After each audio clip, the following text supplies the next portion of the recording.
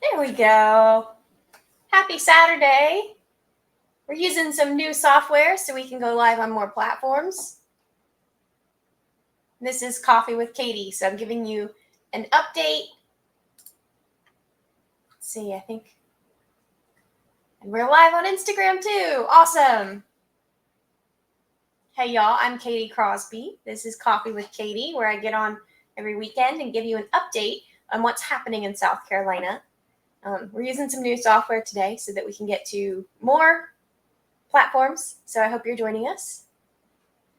I'm going to give it a couple minutes so some folks can hop on and make sure that you bring your questions. Good morning, Kristen. Good morning, Sherry. Good morning, Caitlin. Let's see. So I believe we have folks from here in District 44, across South Carolina. I want to say maybe Rock Hill. And then I believe we have Oregon represented as well. This is really cool. So just to give y'all a chance to start thinking, I know last week we talked about Project 2025 and how that is already being enacted in South Carolina. They've been operating on these principles for years. So we went through that kind of line by line and what's already been done, things my opponent has already voted for that are in this project. So today I wanted to go through same thing, kind of topic by topic, and talk about my plan. So today's a more positive note, but just be thinking, like, what are your questions? What have you heard about this? And what do you want to know?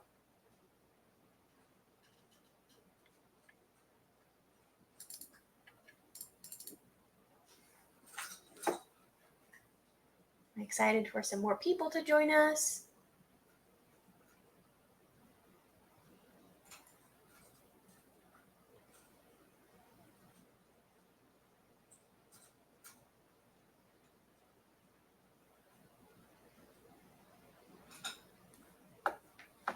All right. And bear with me, like I said, we've got some new tech we're using today so that we can go live on more platforms. So really excited about that. Let's see. How do I see who is on here? We'll figure it out as we go.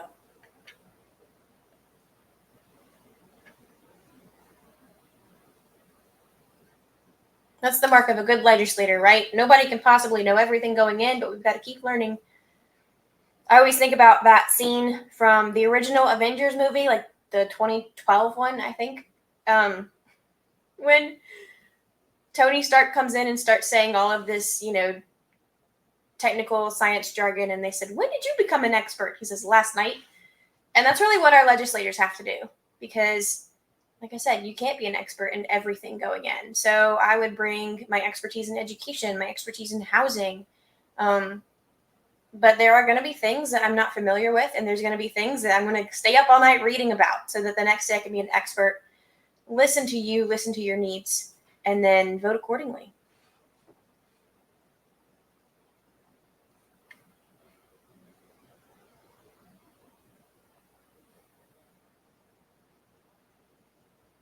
All right, let's go ahead and get started.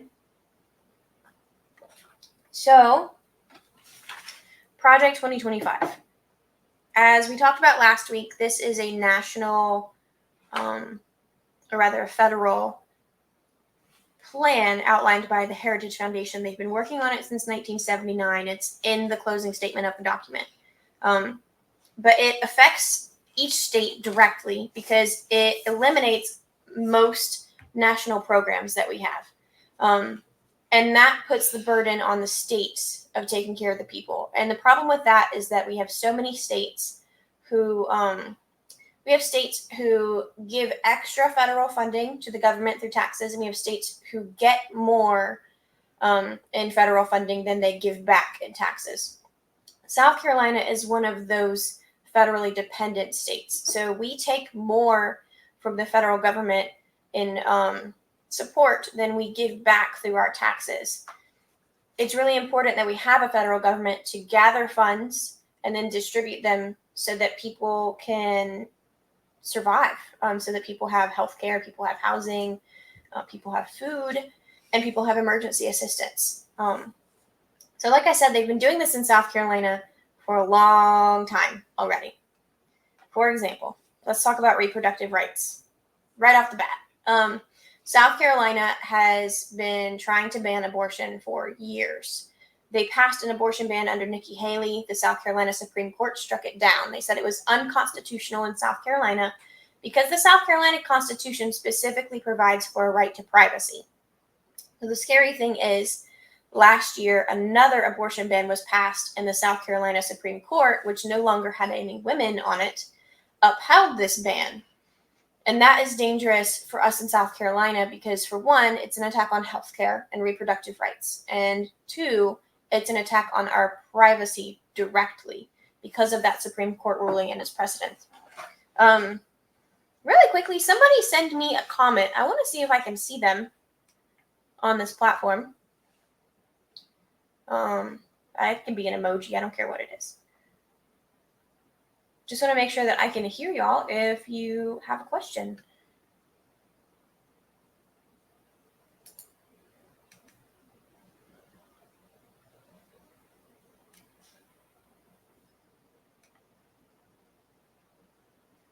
Okay, not sure that I can. So,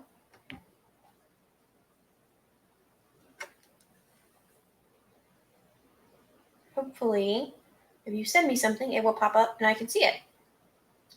So I'm going to keep going because I want to let you know today, with each of these points, what I am going to do to counteract this. So for reproductive rights, for abortion rights, and for our right to privacy, I want to repeal the ban, and I will work with legislators to make that happen. And people say, if you get elected, you'll be in the minority party. What can you possibly do? Well, a lot still. As we've seen from the women in our legislature, as we've seen from Democrats in our legislature, there is still a lot to be done. There are amendments to be put on bills to make them better. And there are budget items we can pass that will make South Carolina better for all of us.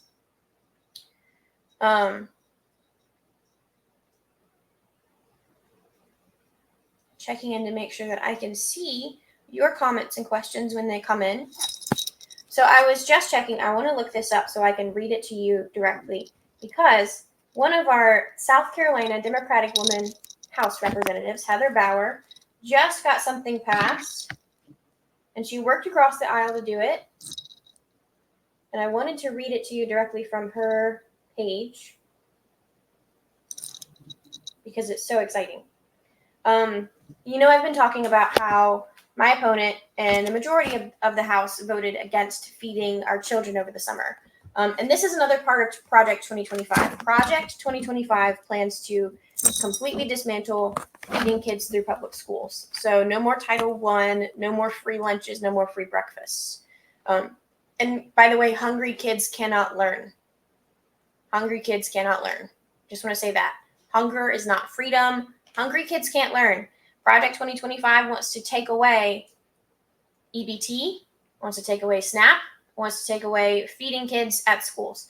So I wanted to tell you, this is from Heather Bauer. She says, it was an honor to work with Katrina Shealy in the Senate and Whole Spire Inc. I hope I'm reading that right.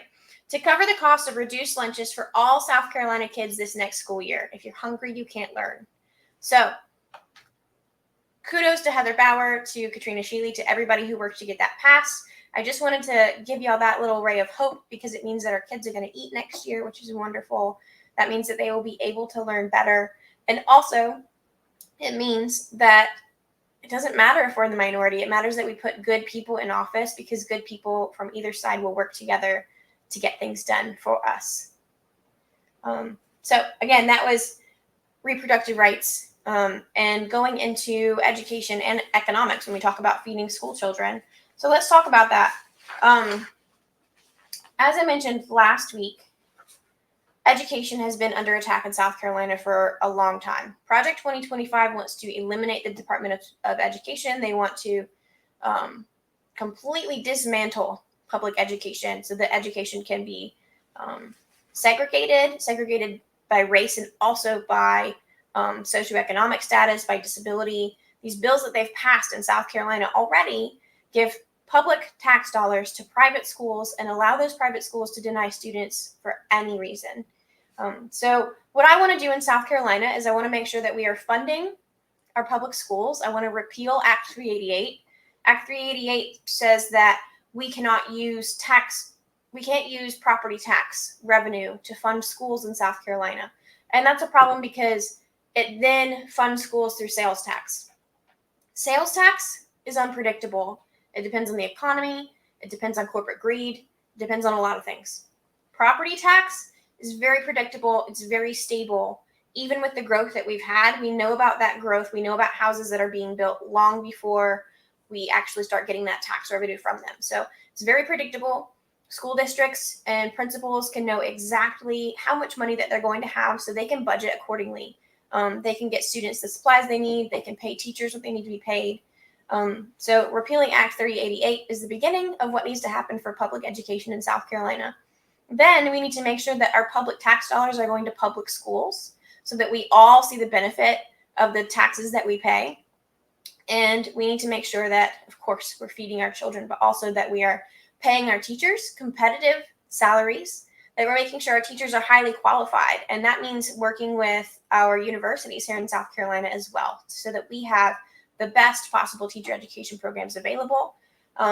And also it means hiring more support school staff, hiring paraprofessionals to support teachers in the classrooms, hiring bus drivers, cafeteria workers, custodial staff, everybody. Because if you increase the ratio, decrease the ratio of adults to students in schools, that means you have more adults per number of students. That means every kid has a chance to get a personal, loving, and supportive relationship with another adult in that school. And believe me when I tell you that, yes, custodial staff, kitchen staff, like they all matter.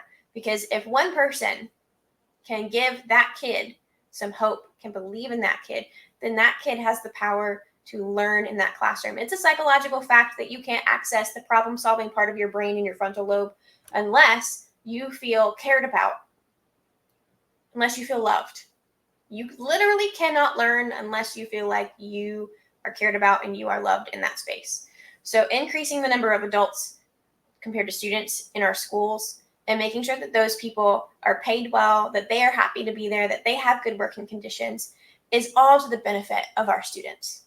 And then of course, our kids can't learn if they don't have books. Our kids can't learn if they don't have accurate history being taught. So we have to get rid of these gag orders. We have to make sure that book bans are stopped. Of course, any parent can always decide for their own kid what they do and don't want them to have access to. It has always been that way, and it always should be that way. Parents should have that freedom. But we can't tell other people, other kids, what they can and can't learn. Our students need accurate history. They need to see themselves represented in books. And so it's really important that we don't ban books and that we don't put gag orders on teachers to make this even more difficult. And of course, if we don't learn history, we are doomed to repeat it. We have to learn accurate history. So that is education. We've talked a little bit about reproductive health care. Let's talk about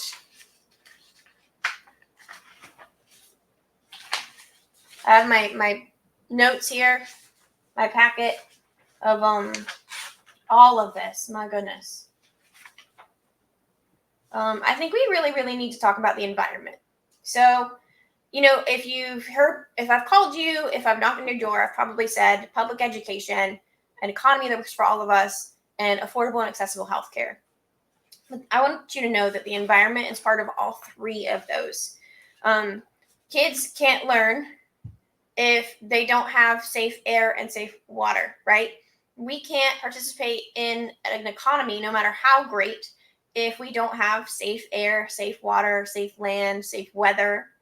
Not to mention, I talk a lot about protecting homeowner investments through good investments in infrastructure. But when we have increasing numbers of natural disasters, when we have increasing temperatures that put extra strain on our infrastructure, that's not a wise investment of our tax dollars. We need to make sure that things like our state budget are investing in clean and renewable energies that will protect our environment, that will protect our investments.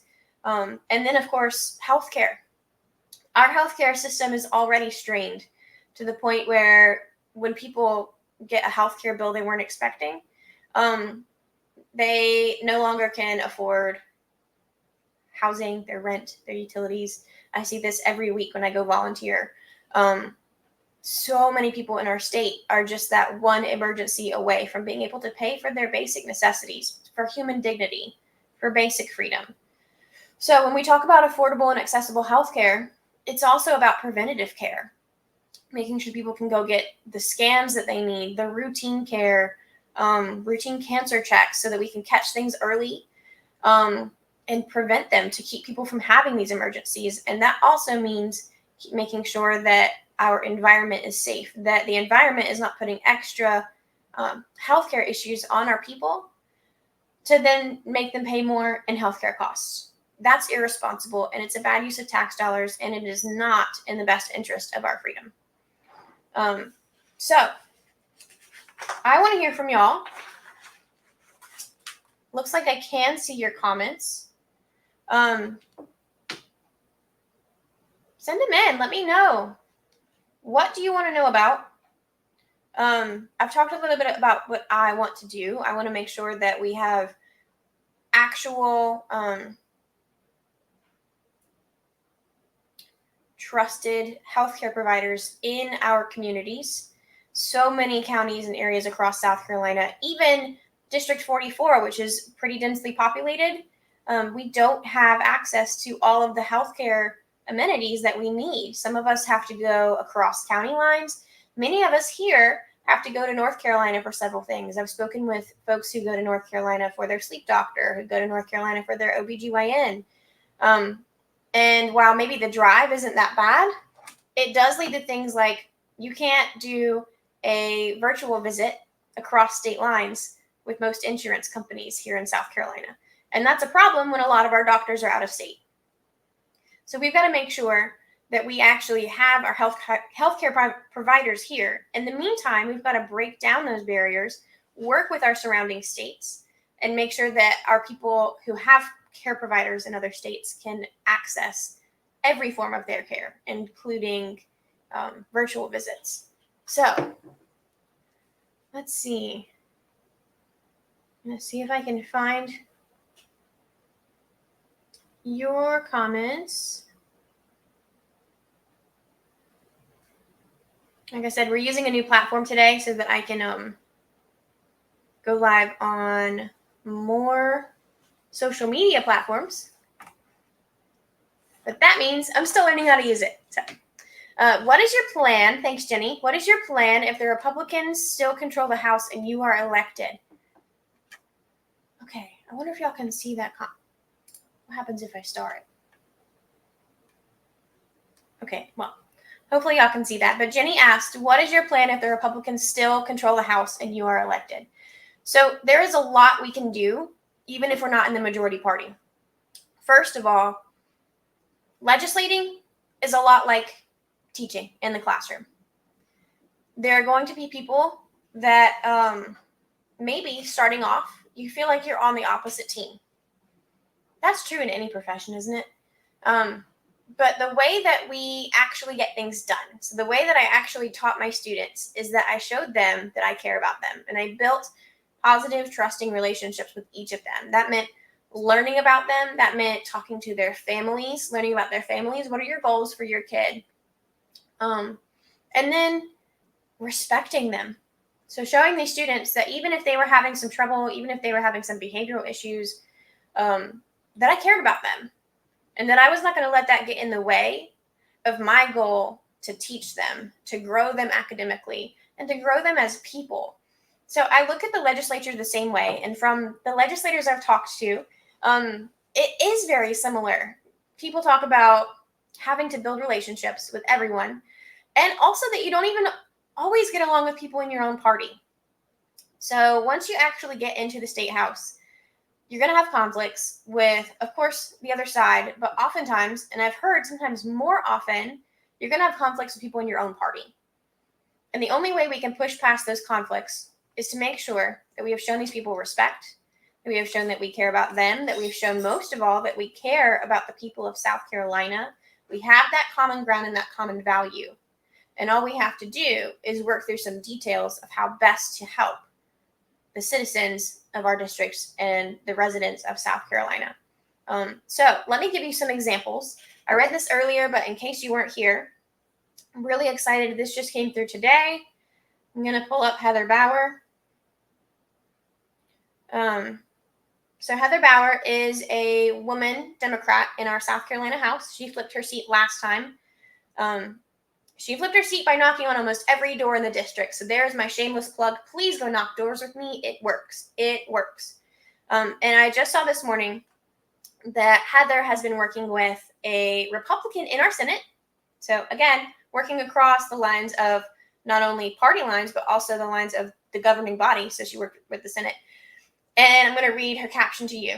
It was an honor to work with Sheely for Senate to cover costs to reduce lunches for all South Carolina kids this next school year. If you're hungry, you can't learn.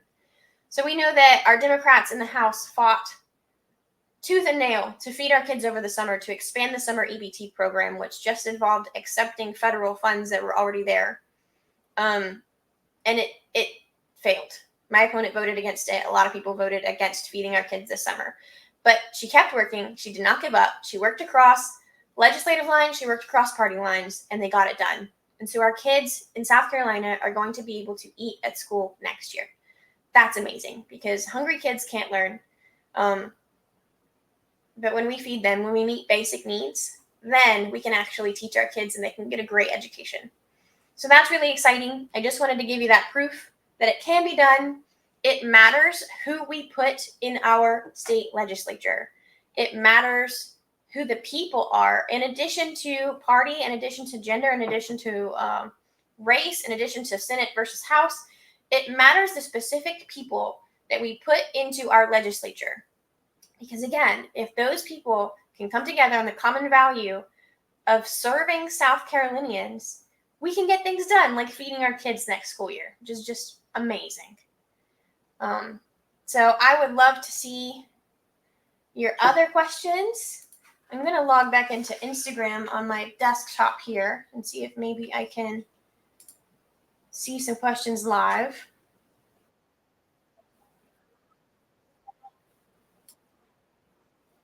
Sherry, I see yours. She said, we are the SCDP. We need to register folks and make sure they get out to vote, whether it's early voting, preferably, or on election day. That is a great comment, Sherry. Thank you so much. So, yes, we need to make sure people are registered to vote across the state. In our district, in District 44, we have very, very high voter registration rates. So, what we are up against is voter turnout. But still, if we knock on a door and someone's not registered to vote, we help them. If we call someone and they're not registered to vote, we help them. Thank you, Sherry. I really appreciate it. Across the state and other districts, absolutely go do those voter registration drives. They are so important. And then whether it's early voting or on election day, make sure they get out to vote. That is our biggest battle here in South Carolina. We have, I'm speaking statewide, we have the registered voters to flip our state. They exist. We have data on how people typically vote. We have, of course, we have data on who's registered. And I was just reading this morning. We have the numbers for the state of South Carolina. What we don't have yet, what we don't have yet, is the people to go put in the work to turn out those voters. And that means direct voter contact. That means knocking on doors. That means making phone calls. That means leaving voicemails. Yes, making phone calls is important, even if people don't answer, because people do check their voicemails. That means handwriting postcards, which I know y'all are already amazing at in District 44. Gotta keep it up. That means direct mailers, and direct mailers means donations, which is another scary thing for us South Carolinians. I know I've encountered this a lot. A lot of you are nervous to talk to strangers, whether it's knocking on doors and making phone calls, and a lot of us are nervous to make donations, to invest in our community.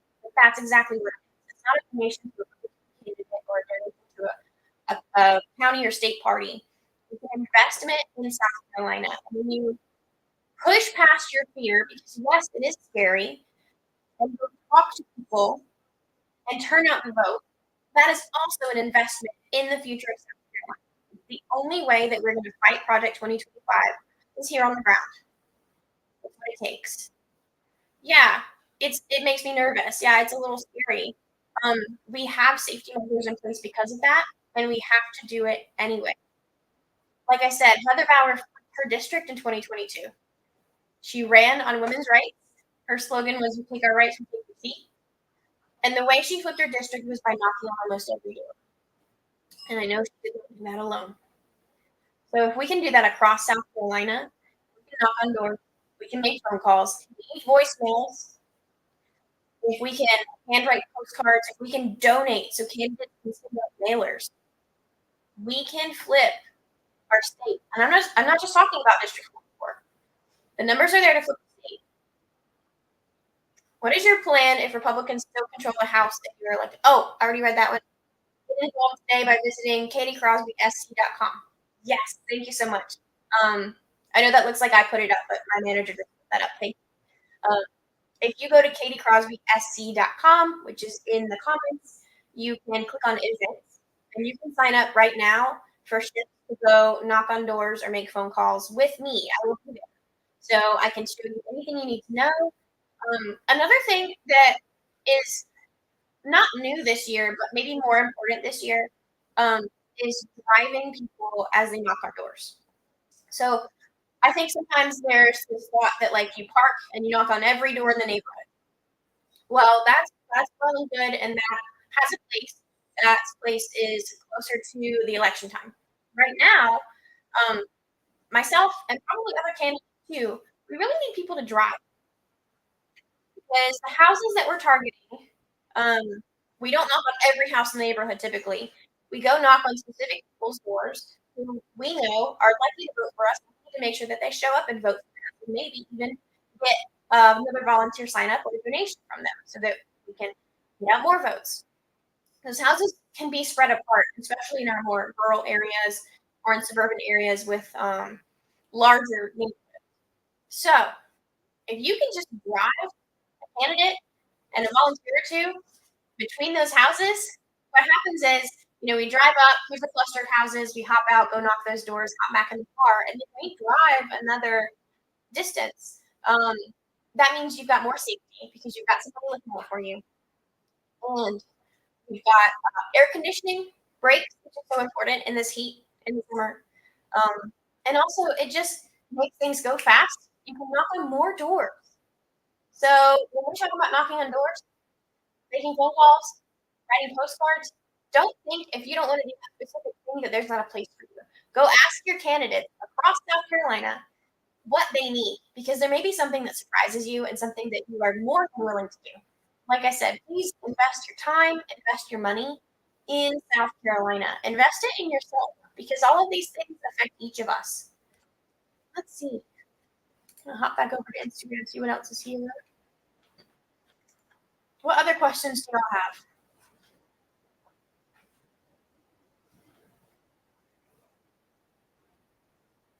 Oh, someone texted me a question. Awesome. Thank you, Kristen. Um, Noah. Okay, so Project 2025 does something that at first I was like, what? Why are they doing that? And then I thought, oh, I know exactly why they're doing that. The National Oceanic and Atmospheric Association, I hope I got that right. It's NOAA. They make the weather freely available to citizens. So it's a federal program, it's federally funded, and they predict the weather, and that is how we're able to get tornado sirens. That's how we're able to watch the weather on the news or pull it up on our phones or computers for free. Project 2025 aims to make that, we're going to eliminate it. So weather forecasting is going to be more like a Netflix scenario where if you pay a subscription every month, then you can access the weather forecasting. And that doesn't just mean you want to know when it's going to rain, you have to pay. That means that folks in Tornado Alley won't know when a tornado warning has been issued and they need to get to safety. That's immediately dangerous. It also means that information on sustainable energy and climate change will not be available.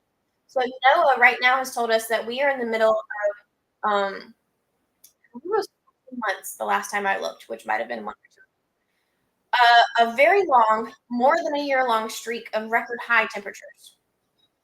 If that information is not available, then climate change will not be on the top of our minds as the general population. And that means it's easier to pass laws for not sustainable practices. So corporations can make more money, and our environment suffers, and our people suffer. So I wanted to mention that as well, because things like that are things that we may not be thinking of on the forefront of Project 2025. They're so, so important. And this is my little mascot. Of course, you know that can't be a politician unless I have a cat these days. So it's important that I have her. Of course, she's moving up and all around. And please send me your questions. This doesn't stop when I log off of the live. You can send me questions on these social media platforms. You can go to katiecrosby.com, send me questions there. This is about a dialogue. This is about all of us learning from each other. So if you have issues that are important to you, if you have questions, ask them. We are all in this together, and that's the only way we win is if we do this.